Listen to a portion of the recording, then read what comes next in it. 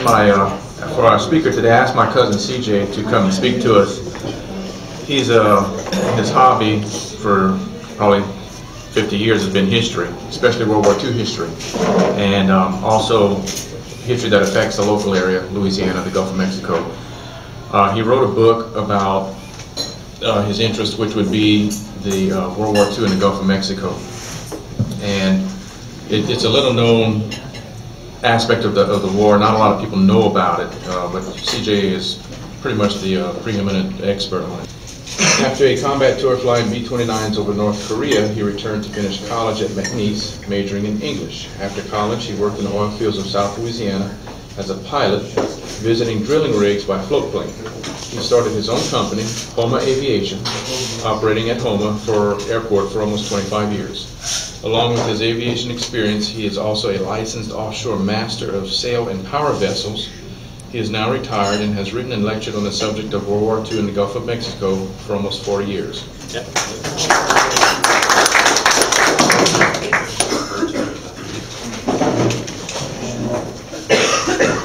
Well, thank you very much for inviting me to start with this. Not often you get to talk about your hobby. This has been my hobby for about 40 plus years now.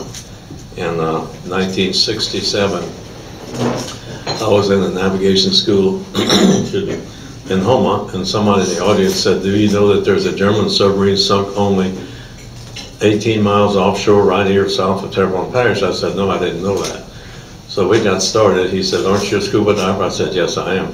"Well, let's go out there and get the deck gun off and the antenna and all these things." So that's what got us started. It's in 1967. Well, we looked and we looked from Galveston all the way to Mobile and places in between for about 8 dives offshore with more sophisticated equipment and more information every time, and we never did find it. They found it in 2003, 140 miles from where we were looking. So that's why we didn't find it.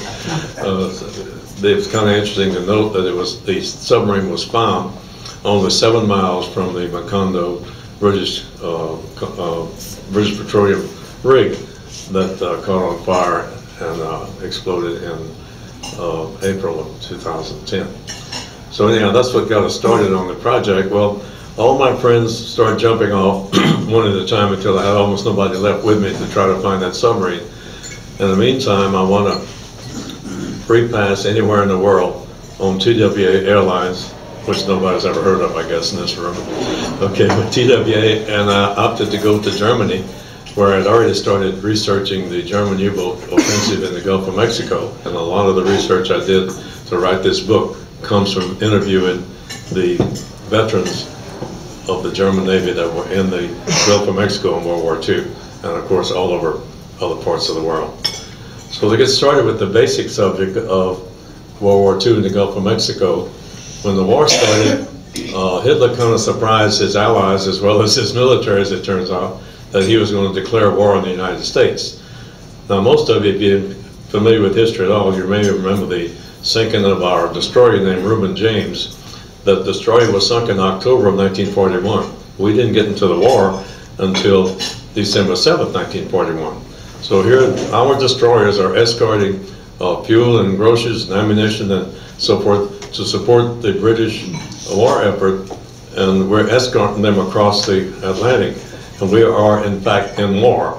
The Reuben James dropped depth charges on a German submarine.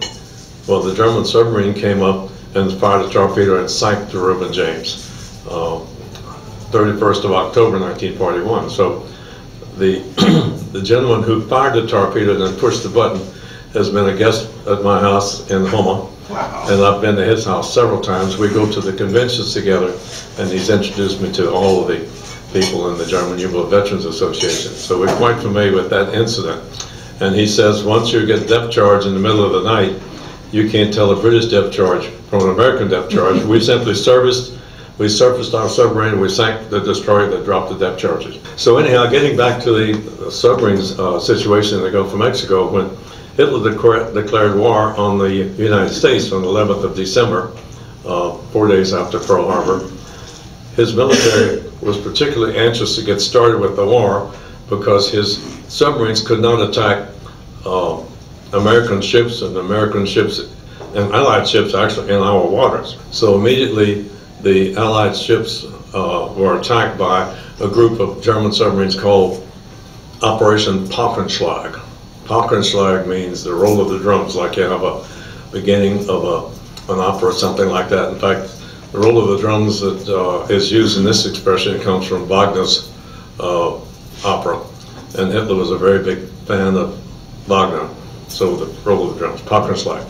They came into Massachusetts first and sank a ship, the first ship, on the 11th of January. So they were immediately started to cross, and at the end of a very successful campaign in their eyes on the east coast of the United States, then they came around the Gulf of Mexico and Key West and came into the Gulf of Mexico. To give you an idea how unprepared we were, on the first night that U-507, the first U-boat into the Gulf of Mexico, was in the Gulf. At daylight, this was May the 4th, 1942. At daylight, he saw this big tanker sitting low in the water, obviously completely filled with product, and so he torpedoed it. The captain and radio operator of the tanker got on the radio with an emergency frequency, which is monitored by the Germans' U-boat service, and he said, "I've just been torpedoed. I'm 11 miles north of the Rebecca Light," and so he got a response immediately, and the response was, "I'm another tanker. I'm 11 miles north of you." And so I should digress for a moment. The information I have comes from the logs of the U-boats, interviews with U-boat people. 0.00 comes from the internet. So we're not getting some kid putting stuff there in the middle of the night and fooling people to entertain it himself. This is all official documents from the German Navy, the U.S. Navy, Department of Naval Intelligence, and so forth. So in these reports, I have the log of 118 U-boats. Thank you, need that. 118 U-boats, and I have German friends over the years who have helped me translate every single word in those logs. As you know from a ship's log, it's very accurate, and it's done by what's going on right now. The log of U-67, Mueller Stockheim was the captain, and U-67 writes in his log that he just sank, and he names the ship, and he says, "Oh, and there's another one 11 miles north, I'll go sink him too." So the transmission of that second tanker is what caused him to lose his ship as well. So of the records we have, the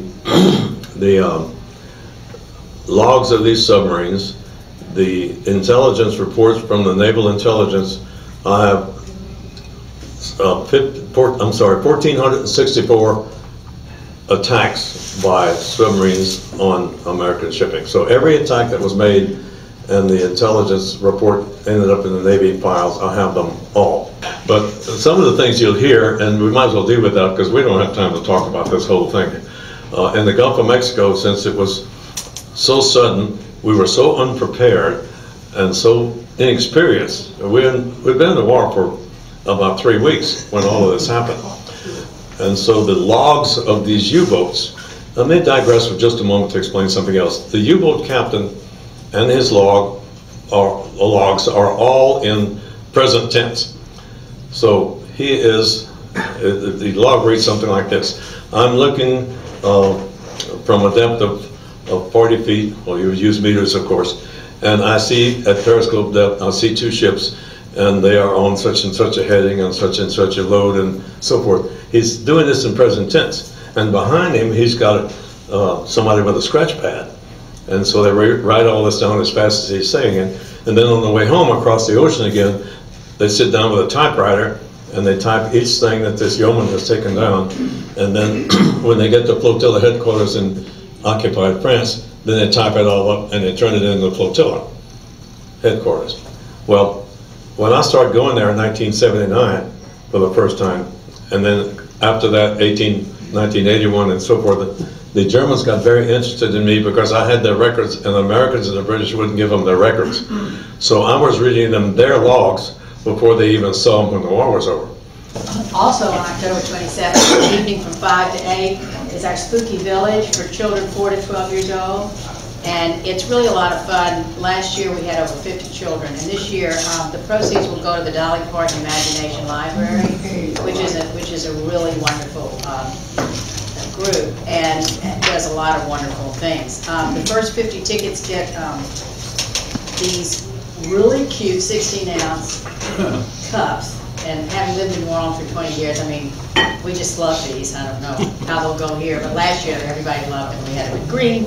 This year they're in orange. So anyway, we want to invite everybody. The tickets are $13 for a single child and 5 kids, if I'm saying this right, 5 children for $50 is a group rate, and adults are free if you've got a child. You can't just come on your own. So with a child, it's free.